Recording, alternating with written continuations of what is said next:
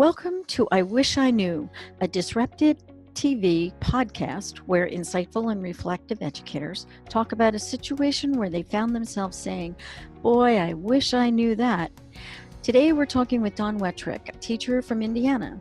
As you know, this is a show where educators share a time when they jumped into something and wished there was one thing they could have known that would have helped out.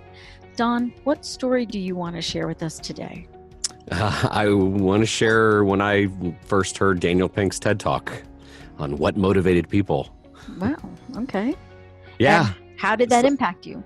So when I watched it, he was saying, like, what motivates people? And it's not money, it's master autonomy and purpose. And so I got thinking, I'm like, well, okay, if money doesn't, money motivates people up to a certain point, but for like real growth, mastery, autonomy, purposes. So I was thinking, okay, as a teacher, our unit of monetization is grades. So you're telling me that kids don't really work for grades? I wish I would have known that earlier. Well, and ironically enough, it's been really hard that first few really years. mm-hmm. But and here's the other thing I wish I would have known the difference of. There's a difference between learning and then just jumping through a hoop. Mm-hmm. Like if you ask people why they truly went to college, let me answer it correctly, or the way I did. I didn't go to college to learn. I went to go to college to get a degree. Mm-hmm. And in that was everything to me, because now if our students aren't learning a skill, they're not really employable. Saying I have a degree, well, so does everybody else. Mm-hmm. Like, it's a really crowded marketplace. Yes. Now, if people are going to learn and have the mindset of I'm going to learn and acquire skills, I wish I would have known the difference to that earlier. Mm-hmm.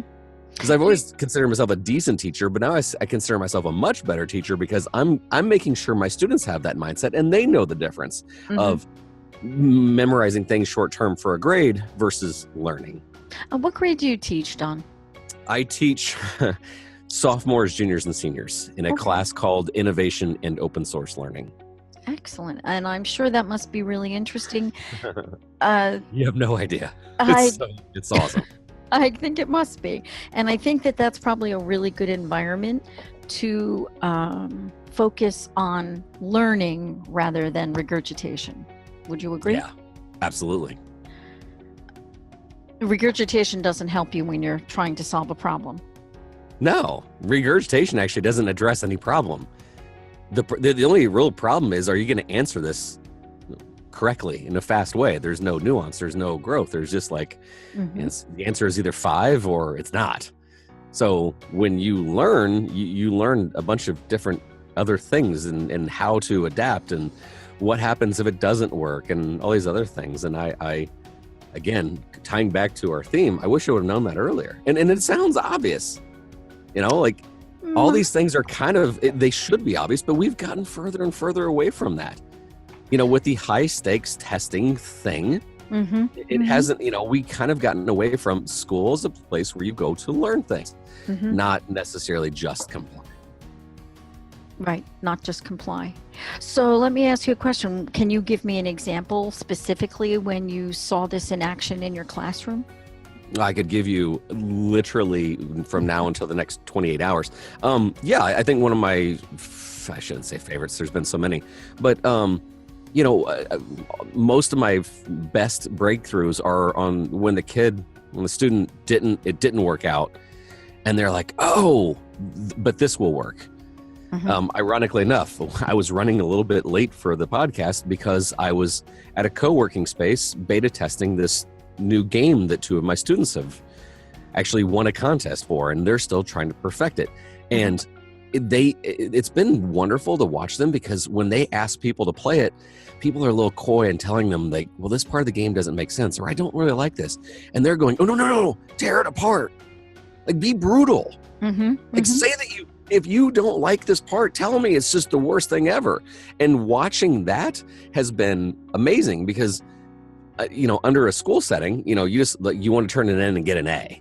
Right. And Colin and Jackson are like, no, please rip it to shreds, because if you rip it to shreds, we're that much closer to a better game. Sure. And we have had countless projects in our class where everything has to be built on failure. Mm-hmm. If you do a project and you do it quote unquote perfect the first time, then it really wasn't worth your time. It's too easy. Yes. No challenges, nothing really. I was going to say nothing gained. There was no mountain climb, no real learning that took place. So I guess my question is, how has this impacted your teaching? What does your teaching look like now as compared to what it used to look like? Yeah, it's very reflective. That I want to see your process and your journey and you to reflect on it. Mm-hmm. Like when I was teaching, let's just say freshman English, my grading was on, and no offense, it was on traditional rubrics. Mm-hmm. Is your grammar okay? Does this writing reflect, the problem, basic things. Now, and I this is kind of an apples and oranges thing because I teach something so totally different, but now my teaching revolves around what did you take away from it? Because that's going to show growth. Mm-hmm. And when they reflect on it, they're like, now that I hear myself talk out loud, I should have done this. When you hear them say that, you're like, oh, that's learning. Yes. Yes. Me and putting a stamp on a paper that says, hey, that's nice. But that has really transformed my way of thinking and grading and growing, is that I want them to, this sounds easy. I don't really want them to work for the grade. I want them to work for their project. Because it's something that has importance to them. And so, it's having them be reflective and having almost them grade themselves has been the most transformational thing that I've done in the classroom. Wow, that's exciting. I guess I want to ask you, what are the things that you'd like our listeners to take away from it? Or what kinds of things can you suggest to our listeners that would help them start down this path? I guess number one, you should watch Daniel Pink's TED Talk. It's like 20 minutes long. It's called The Puzzle of Motivation, I believe. Mm-hmm. Number two, have a mission that matters to you. I like goals, but my goals are dependent on today. But my mission hasn't wavered in about 5 years. Mm-hmm. And so I think that the people that are on a mission, they can set goals, but they're working towards something. And then lastly would be also to be active in your reflecting.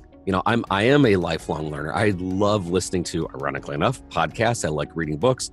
And then I reflect on how I'm implementing these awesome things I learn about in my own daily life. And so the more you can be a learner, but also reflect on what you've learned, is really, really, really super important. Is there any information you'd like to add? You can find out more information about what we do for young entrepreneurs at startedupfoundation.org, or you can always follow me on Twitter at Don Wettrick. Pretty active there. All right. Well, this evening, I want to thank Don for spending some time with us this evening. We've been talking with Don Wettrick, and I hope that you will join us again when we talk about I Wish I Knew on DisruptED TV podcast.